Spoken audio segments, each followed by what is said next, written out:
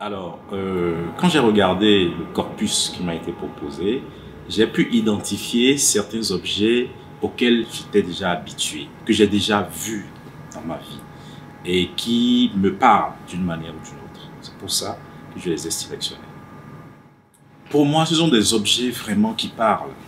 Leur silence me paraît mystérieux. C'est vrai que ce sont des objets qui ne nous parleront pas directement, mais en tant qu'auteur, je perçois leur silence comme étant une narration de l'histoire.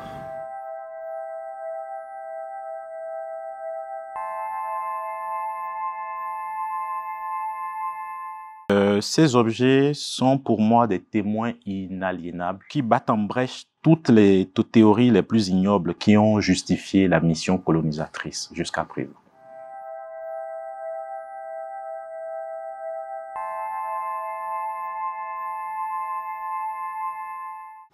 Alors, mon rapport à la poésie est un rapport très étroit, très intime.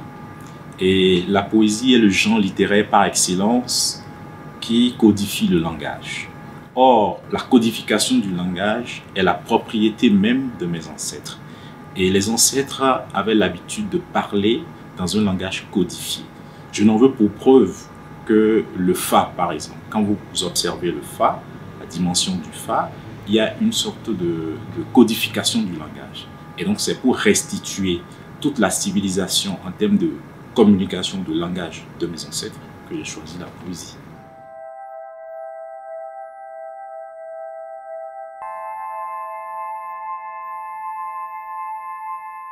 Et dans le cadre de ce projet, devant chaque objet, je me lance dans ce qu'il convient d'appeler une sorte de contemplation.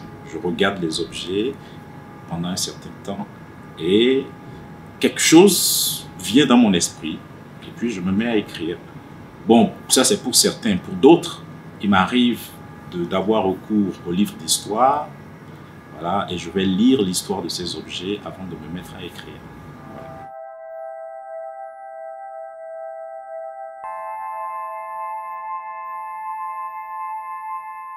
Je peux dire que ces objets constituent pour moi un miroir qui me renvoie l'image de mes ancêtres.